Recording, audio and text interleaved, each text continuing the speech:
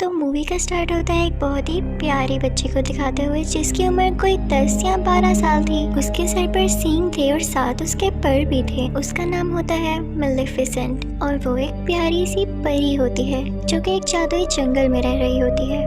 उसने आज तक बाहर की दुनिया देखी नहीं होती। उसके लिए सारा कुछ उसका यही प्यारा जंगल होता है। इवन आप ये भी सोच सकते हैं कि उसने आज तक इंसानों को नहीं देखा और फिर भी वो अपने जंगल में खुश है। उस जंगल में इंसानों के अलावा बाकी सारे क्रिएचर्स थे, अजीब अजीब जानवर भी थे। एक दिन मेलेफिसेंट जंगल में कहीं जा रही होती है तो उसे एक छोटा सा लड़का दिखाई देता है जो कि उसी की एज का था। वो उसे कहती है कि तुम कौन हो, यहाँ पर क्या कर रहे हो। वो छोटा बच्चा मेलेफिसेंट को बताता है कि मैं पास के ही किंगडम में रहता हूँ और मुझे यहाँ पर एक हीरा नजर आया था जिसे मैंने उठा लिया। तो मेलेफिसेंट उसे वो हीरा वापस लेती है और उसे कहती है कि आओ मैं तुम्हें तुम्हारे किंगडम तक छोड़ाती हूँ। तो वो लड़का कहता है कि ठीक है मैं चला तो जाता हूँ, लेकिन क्या तुम मुझसे दोस्ती करोगी, और अगर कभी मैं दोबारा इस जंगल में आया तो क्या हम खेल सकते हैं। तो मेलेफिसेंट कहती है कि जादुई जंगल है और तुम्हारा यहाँ पे आना ठीक तो नहीं है, लेकिन देखेंगे। इसी के साथ वो दोनों हैंड शेक करते हैं तो मेलेफिसेंट को कोई करंट लगता है। इनफैक्ट उसे उस लड़के की पहनी गई लोहे के रिंग से करंट लगा था। वो बताती है कि लोहा परियों को जला देता है, तो आइंदा इसे पहन कर मत आना। इसके बाद हम देखते हैं कि वो लड़का अपने किंगडम में वापस चला जाता है, लेकिन जिस किंगडम से वो आया था वो किंगडम इस जंगल पे कब्जा करना चाहता था और इस लड़के के माँ बाप भी जिंदा नहीं थे। इसकी मेलेफिसेंट से काफी अच्छी दोस्ती हो चुकी थी और इनके दोनों के जहन में ये बात थी ही नहीं कि हम एक दूसरे के दुश्मन किंगडम से हैं। ये दोनों एक साथ खेलते रहे और इसी तरह कई साल गुजर गए। वो लड़का यहाँ आता रहता और मेलेफिसेंट और ये मिलके खेलते और अब ये दोनों बड़े हो चुके थे। वो दोनों 16 साल के हो चुके थे और एक दूसरे को पसंद करने लगे थे। मेलेफिसेंट को अब लगता था कि इंसान परियों के दुश्मन नहीं है, वो बहुत अच्छे होते हैं। उसे ये भी नहीं पता था कि उनमें ग्रीड भी होती है, यानी लालच भी होती है। एक दिन मेलेफिसेंट सोच रही होती है कि उस लड़के को आए हुए काफी दिन हो चुके हैं और उसको उस लड़के की एक और बात भी याद आती है कि उसने कहा था कि जब मैं बड़ा हो जाऊंगा तो अपने किंगडम पर कब्जा करूंगा और जो यहाँ पे किला है उसको भी मैं हासिल कर लूंगा। यानी मेलेफिसेंट को तो अभी भी ये समझ नहीं आ रहा होता कि वो लड़का लालची था। मेलेफिसेंट एक दिन अपने जंगल में बैठी होती है तो देखती है कि दूसरे किंगडम का राजा अपनी काफी ज्यादा आर्मी और घोड़ों के साथ उसके जंगल पर कब्जा करने आया है। मेलेफिसेंट अपने जंगल की परी होती है और वो अपने जंगल को प्रोटेक्ट करना अच्छे से जानती थी। वो उठ खड़ी होती है और अब काफी ज्यादा पावरफुल होती है। वो उस राजा से कहती है कि तुम मेरे जंगल में नहीं आ सकते। तो राजा कहता है मैंने तुमसे तो नहीं पूछा, और इसी के साथ वो अपने लोगों को ऑर्डर देता है कि मुझे इसकी डेड बॉडी चाहिए। अब राजा की आर्मी जंगल की तरफ जाने लगती है, लेकिन जंगल में से भी अजीबोगरीब क्रिएचर्स घोड़े पर बैठे हुए इन पर अटैक करते हैं और अब राजा और उसकी आर्मी पूरी तरह से जख्मी हो चुकी थी। सारे के सारे इंसान वहाँ से डर के भाग जाते हैं कि ये जंगल तो जादुई है और हमारे बस की बात नहीं है इनसे लड़ना। अब राजा अपने किंगडम में वापस चला जाता है। वो काफी बूढ़ा हो चुका था और काफी कमजोर भी। तो वो सब लोगों को इकट्ठा करता है और उनसे कहता है कि तुम सब जानते हो ना कि उस जंगल में कितना ज्यादा खजाना है और मैं शुरू से तुम लोगों से यही कहता आ रहा हूँ कि हम उस पर कब्जा करेंगे, लेकिन अब जैसी मेरी हालत है मुझे नहीं लगता कि मैं वहाँ जाकर लड़ सकता हूँ। लेकिन मैं तुम लोगों से वादा करता हूँ कि जिसने उस मेलेफिसेंट को मार दिया मैं उसकी शादी अपनी बेटी से कर दूंगा। तभी उनमें से एक लड़का बाहर आता है और कहता है कि मैं जाऊंगा वहाँ पर। आप ये सुन के हैरान रह जाएंगे कि ये लड़का कौन था। ये था स्टीफन, यानी वही छोटा बच्चा जो कि मेलेफिसेंट के साथ खेला करता था। अब हम देखते हैं कि स्टीफन जंगल में जाता है मेलेफिसेंट से मिलने के लिए कई साल बाद। मेलेफिसेंट उसे पूछती है कि इतना अरसा तुम कहाँ रहे, तुम्हें जरा ख्याल नहीं आया हमारी दोस्ती का। तो वो कहता है कि मुझे माफ कर दो, मैं कुछ मसरूफ हो गया था, लेकिन मैं तुम्हें आज तक नहीं भूला और अभी भी मैं तुम्हें यही बताने आया हूँ कि हमारा राजा तुम्हें मारना चाहता है। तुम बस अपना ख्याल रखना, मैं तुम्हारी यहाँ पे हिफाजत प्रोटेक्शन करने आया हूँ। और इसके बाद वो दोनों बातें करने लगते हैं। मेलेफिसेंट उसे कहती है कि मैंने तुम्हें माफ किया, क्योंकि उसको नहीं पता होता कि इंसान किस कदर बुरे हो सकते हैं। वो उस पर यकीन जो कर लेती है। लेकिन स्टीफन बहुत लालची इंसान था। वो उसे कोई नशे की दवाई पिला देता है पानी में, जिससे वो बेहोश हो जाती है। उसके बाद स्टीफन चाकू उठाता है और उसे मारने लगता है, लेकिन नाकाम रहता है। और फिर अगली सुबह जब हम देखते हैं कि मेलेफिसेंट की आंख खुलती है तो उसके पर नहीं होते वहाँ पर उसके जख्म हुए होते हैं, जिसे देख के मेलेफिसेंट को अपनी आंखों पर यकीन नहीं आता और वो चिल्लाने लगती है, रोने लगती है, क्योंकि उसके खूबसूरत पैर अब उसके साथ नहीं रहे थे। वो अब परों वाली परी नहीं रही थी। दूसरी तरफ हम देखते हैं कि स्टीफन मेलेफिसेंट के पर लेके राजा के पास आता है और कहता है कि ये लें, मैंने आपसे किया हुआ वादा पूरा कर दिया। राजा उससे बहुत खुश होता है और उससे पर लेके उसे इस किंगडम का राजा बना देता है। और यहाँ पे स्टीफन का भी ख्वाब पूरा हो चुका था, उस लालची इंसान का ख्वाब। दूसरी तरफ जंगल में हमें मेलेफिसेंट दिखाई जाती है, जो कि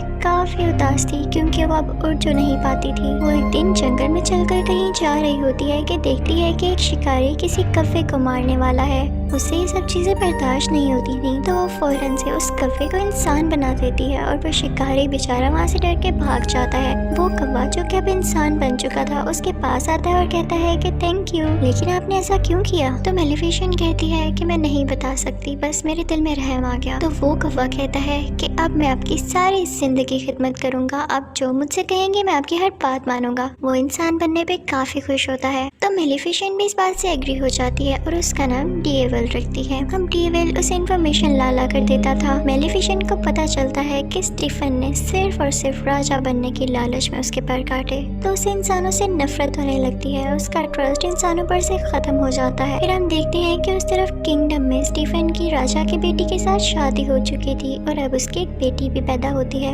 वहाँ पे काफी ज्यादा सेलिब्रेशंस हो रही होती हैं और किसी को कुछ पता नहीं होता कि वहाँ पे कौन कौन आ रहा था, कितनी दूर से आ रहा था। और इसी चीज का फायदा उठाते हुए मेलेफिसेंट भी वहाँ पर जाती है और उसे विश करने लगती है। वो उस छोटी बेबी से कहने लगती है कि तुम बहुत प्यारी हो, लेकिन जैसे ही तुम 16 साल की होगी तुम्हारे हाथ में एक सुई चुभेगी, जिसके बाद तुम्हारी डेथ हो जाएगी, तुम्हारी मौत हो जाएगी। तो स्टीफन उसके आगे किड़किड़ाने लगता है और कहता है कि ऐसा नहीं करो, तुम मेरा बदला मेरी बेटी से क्यों ले रही हो? तो मेलेफिसेंट कहती है कि मैं भी एक लड़की थी और याद है तुमने मेरे साथ क्या किया था। मेलेफिसेंट के दिल में अभी भी कुछ रहम बाकी होता है, तो वो स्टीफन से कहती है कि एक सोल्यूशन है, अगर तुम्हारी बेटी को उसके 16th बर्थडे पे उसका सच्चा प्यार मिल गया तो उसकी जान बच सकती है। स्टीफन इस बात से काफी परेशान हो जाता है और 3 छोटी छोटी परियों को बुलाता है और कहता है कि मेरी बेटी को यहाँ से दूर ले जाओ और जब तक ये 16 साल की नहीं हो जाती इसे यहाँ मत लेकर आना, वरना इसका कर्ज सच्चा हो जाएगा। और उसके बाद वो निकलता है जंगल पर अटैक करने के लिए, लेकिन ऐसा नहीं कर पाता क्योंकि जंगल की बाउंड्रीज को मेलेफिसेंट ने कवर कर रखा था अपनी पावर से और अब कोई भी इंसान उस जंगल में नहीं आ सकता। फिर हम देखते हैं कि वो प्रिंसेस जो स्टीफन की बेटी होती है उसका नाम अरोरा होता है और वो 3 परियों से लेके काफी दूर चली गई होती है, लेकिन मेलेफिसेंट को अभी भी उसका मुकाम पता था कि वो किस जगह पर रह रही है। वो उसे डराने की कोशिश करती है, लेकिन वो छोटी बच्ची यानी प्रिंसेस अरोरा हंसने लगती है और अब मेलेफिसेंट का दिल भी उसके लिए सॉफ्ट होने लगा था, क्योंकि मेलेफिसेंट एक अच्छी परी थी, वो जालिम औरत नहीं थी। वो 3 परियां जो प्रिंसेस अरोरा की केयर करती थी काफी ज्यादा केयरलेस थी और अक्सर मेलेफिसेंट खुद प्रिंसेस अरोरा की जान बचाती थी, कभी पहाड़ से नीचे गिरने से, कभी दरख्त से गिरने से। वक्त के साथ साथ प्रिंसेस अरोरा बड़ी होने लगती है। अब प्रिंसेस अरोरा पूरे 15 साल की हो चुकी थी, यानी उसका कर्ज पूरा होने में सिर्फ 1 साल बचा था। अब वो 3 परियां उसे जिस जगह पर लेकर आई थी वो एक बाउंड्री के अंदर थी और उसके आसपास काफी ऊंची ऊंची लकड़ियां थी। प्रिंसेस अरोरा ने भी इसके बाहर की दुनिया नहीं देखी थी, जैसे मेलेफिसेंट ने नहीं देखी थी, तो उसको सस्पेंस होता था कि आखिर इसके बाहर है क्या। तो एक दिन वो वहाँ पर जाती है और वहाँ पर देखने लगती है कि तभी उसे फील होता है कि जैसे यहाँ पर कोई है। वो आवाज देने लगती है, कोई है तो सामने आओ, मुझे बहुत से क्वेश्चंस पूछने हैं। अब मेलेफिसेंट होती है वहाँ पर, उसे रहा नहीं जाता और वो प्रिंसेस अरोरा के सामने आ जाती है। प्रिंसेस अरोरा उसे देख के चिल्लाती है और कहती है, आप तो वही है जो बचपन से मेरा ख्याल रखती हैं, लेकिन कभी मेरे सामने क्यों नहीं आई? आप तो मेरी गॉड मदर हैं, मैं आपको पहचानती हूँ और जो आपके साथ कौवा है ना, मुझे वो भी बहुत अच्छा लगता है। मेलेफिसेंट को इस जवाब की बिल्कुल उम्मीद नहीं होती, तो वो भी अंदर अंदर से खुश हो जाती है, क्योंकि मैंने आपको बताया ना वो बहुत अच्छी परी थी। वो अरोरा से प्यार करने लगती है और अब वो नहीं चाहती थी कि जो कर्ज मैंने इसे दिया वो इसे कभी भी लगे। उन दोनों में काफी दोस्ती हो गई थी और बिल्कुल वो एक माँ बेटी की तरह एक साथ रहती थी, खेलती थी, बातें करती थी। एक दिन जब प्रिंसेस अरोरा सो रही होती है तब मेलेफिसेंट अपनी सारी पावर्स यूज करके वो कर्ज वापस लेने की कोशिश करती है, लेकिन उसे पता चलता है कि इतने साल पहले दिया गया कर्ज अब वापस नहीं हो सकता, स्पेशली तब जब उसके कंप्लीट होने का टाइम बहुत करीब आ चुका हो। और इसी बात को तो लेके मेलेफिसेंट परेशान थी कि उसका 16वां बर्थडे आने ही वाला था। तो वो ये दुआ करती है कि जल्दी इसे इसका सच्चा प्यार मिल जाए ताकि इसका ये कर्ज रिवर्स हो जाए। फिर उसके बाद हम देखते हैं कि सुबह हो जाती है और जंगल में प्रिंसेस अरोरा और मेलेफिसेंट बातें कर रहे होते हैं। प्रिंसेस अरोरा मेलेफिसेंट से पूछती है कि आपके पर कहाँ गए, सारी परियों के पर होते हैं। तो मेलेफिसेंट कहती है कि मेरे भी पर हुआ करते थे, लेकिन किसी इंसान ने उनको मुझसे छीन लिया। मैं उनके साथ बहुत खुश थी, मैं आसमान में बहुत ऊंचा उड़ा करती थी और मुझे वो काफी याद भी आते हैं। इसी के साथ मेलेफिसेंट रोने वाली हो जाती है तो प्रिंसेस अरोरा उसको चुप कराती है और कहती है कि आप परेशान ना हो, मेरा कल 16th बर्थडे है और देखिएगा मैं इजाजत देके उन परियों से आपके पास रहने आ जाऊंगी। आप अकेली नहीं है, मैं आपके साथ होंगी। लेकिन मेलेफिसेंट जानती थी कि ऐसा पॉसिबल नहीं होने वाला था जब तक कि उससे उसका सच्चा प्यार न मिल जाता, और एक दिन में ऐसा तो हो नहीं सकता था। प्रिंसेस अरोरा वहाँ से अपने घर जा रही होती है कि रास्ते में उसे एक लड़का दिखाई देता है जो कि काफी प्यारा था और उसी के जितना था। वो दोनों जैसे एक दूसरे की तरफ देखते हैं तो एक दूसरे को पसंद करने लगते हैं। खैर उसके बाद प्रिंसेस अरोरा वहाँ से अपने घर चली जाती है और उन तीनों परियों से कहती है कि मैं अब यहाँ से जाना चाहती हूँ। वो उनसे ये बात कर रही होती है कि मैं इस घर से दूर मेलेफिसेंट के पास जाना चाहती हूँ। तो परियों को लगता है कि शायद इससे उस बात का पता चल चुका है कि इसके पेरेंट्स अभी भी जिंदा हैं और ये किंगडम जाना चाहती है अपनी बर्थडे के बाद। वो तीनों परियां उसको सारा कुछ सच बता देती हैं कि क्या क्या हुआ, और एक इविल फेरी है जो कि तुम्हारी जान लेना चाहती है। वो उसे बताती है कि वो कोई और नहीं बल्कि मेलेफिसेंट है। और ये सुनकर प्रिंसेस अरोरा को अपने कानों पर यकीन नहीं आता। वो काफी उदास होकर मेलेफिसेंट के पास जाती है और उनसे पूछती है कि क्या जो मैंने सुना वो सारा कुछ सच है। तो मेलेफिसेंट उसे प्यार से कहती है कि हाँ ये सच है, मैंने तुम्हें कर्ज दिया था लेकिन अब मेरा दिल बदल चुका है। मैंने सिर्फ तुम्हारे फादर की वजह से ऐसा किया। मैं भी अब नहीं चाहती कि तुम मर जाओ, मैं तुमसे बहुत प्यार करती हूँ। लेकिन प्रिंसेस अरोरा काफी हर्ट होती है और वहाँ से चली जाती है। वो सीधा उस किंगडम की तरफ भागती है और जाके अपने फादर यानी स्टीफन राजा के गले लग जाती है और कहती है कि डैड, मैंने आप लोगों को बहुत मिस किया। मुझे लगता था कि शायद मैं अकेली हूँ। उसके डैड को बहुत गुस्सा आता है उन तीन परियों पर। वो कहते हैं कि जब मैंने कहा था कि अरोरा को उसकी 16th बर्थडे के बाद लेकर आना है तो तुम लोग सब कुछ जानते हुए भी इसे एक दिन पहले क्यों ले आए जब कर्ज होने ही वाला है पूरा। वो अपने लोगों को ऑर्डर देते हैं कि इसे वापस छोड़ाओ या इसे एक कमरे में बंद कर दो जहाँ इसके आसपास कुछ भी ना पड़ा हो और ना कोई इस कमरे में जाए।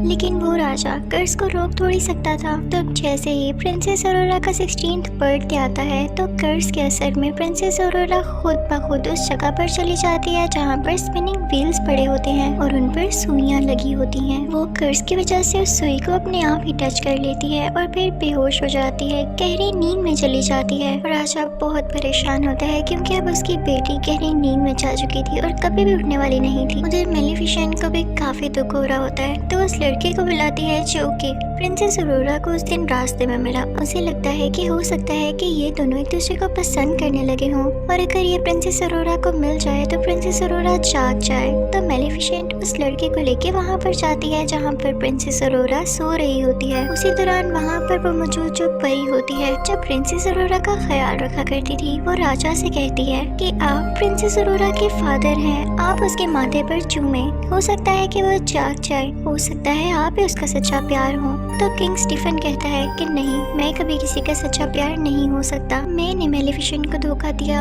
और उसी लिए ये सब कुछ हो रहा है। अब जब मेलेफिसेंट उस लड़के को यहाँ पर आती है और वो प्रिंसेस अरोरा के पास जाता है तो प्रिंसेस अरोरा नहीं जागती। मेलेफिसेंट को पता चल जाता है कि ये इसका ट्रू लव नहीं है। मेलेफिसेंट ये देख के रोने लगती है और उससे कहती है कि मैं तुम्हें बहुत याद करूंगी, मुझे तुम्हारी स्माइल याद आएगी, मैं तुम्हें कभी नहीं भुला पाऊंगी। और ये कह के मेलेफिसेंट रोते हुए उसके माथे पर किस करती है और वहाँ से जाने लगती है। लेकिन तभी उसे पीछे से आवाज आती है, रुकिए गॉडमदर। और ये आवाज प्रिंसेस अरोरा की होती है। जी हाँ, प्रिंसेस अरोरा का ट्रू लव, उसका सच्चा प्यार मेलिफिसेंट ही थी, क्योंकि वो उससे दिल से प्यार करती थी। प्रिंसेस अरोरा मेलिफिसेंट से कहती है कि मैं आपके साथ जंगल में रहना चाहती हूँ, तो मेलिफिसेंट उसे अपने साथ लेके जाने लगती है, लेकिन तभी पीछे से स्टीफन के लोग उन पर जाल डाल देते हैं। वो लोहे का जाल होता है जो कि परियों को चला सकता था। मेलिफिसेंट यहाँ पे बहुत बेबस हो जाती है और अपने कौवे को ड्रैगन बना देती है। वो कौवा यानी जो कि अब ड्रैगन था, अपने मुंह से आग निकालने लगता है और वहाँ पर मौजूद सारे लोगों को जला देता है। मेलिफिसेंट अब आजाद भी हो जाती है, लेकिन तभी यहाँ पर आता है किंग स्टीफन अपने कुछ लोगों के साथ, और इसने लोहे की शील्ड पहनी होती है ताकि मेलिफिसेंट को हमेशा के लिए मार दे। दूसरी तरफ प्रिंसेस अरोरा को मेलिफिसेंट के वही पर नजर आ जाते हैं। वो पर मूव कर रहे होते हैं, जिससे उन्हें भी पता चल गया हो कि उनकी मालिक यहाँ पर है। प्रिंसेस अरोरा उन परों को आजाद कर देती है और वह खुद ब खुद मेलिफिसेंट के साथ जाके लग जाते हैं। मेलिफिसेंट दोबारा से उड़ने लगती है और स्टीफन को अपने साथ उड़ा लेती है, लेकिन उसे बिल्डिंग से नीचे नहीं गिराती। स्टीफन उस पर अटैक करने लगता है, जिसकी वजह से वो दोनों ही बिल्डिंग से नीचे गिरने लगते हैं, यानी कैसल से। स्टीफन ने मेलिफिसेंट के परों को पकड़ा होता है ताकि वो उड़ न सके, लेकिन जैसे ही वो लोग जमीन पर गिरने वाले होते हैं, मेलिफिसेंट अपने पर खोल लेती है और उड़ जाती है, लेकिन इस वजह से स्टीफन जमीन पर गिरकर मर जाता है। यानी अब ये लालची आदमी इस दुनिया में नहीं रहा था, सब कुछ ठीक हो चुका था। अगले सुबह हम देखते हैं कि मेलिफिसेंट उन सब बाउंड्रीज को हटा देती है जो उसने जंगल के गिर्द बनाई हुई थी। वहाँ पर दोबारा से फूल खिलने लगते हैं, ग्रीनरी वापस आ जाती है। उसके बाद वो प्रिंसेस अरोरा से कहती है कि आज के बाद तुम इस जंगल की रानी हो, और वहाँ का किंगडम और ये जंगल आपस में मिल जाते हैं और सब बहुत हंसी खुशी जिंदगी गुजारने लगते हैं। यहाँ पर मेलिफिसेंट पार्ट 1 एंड हो जाता है।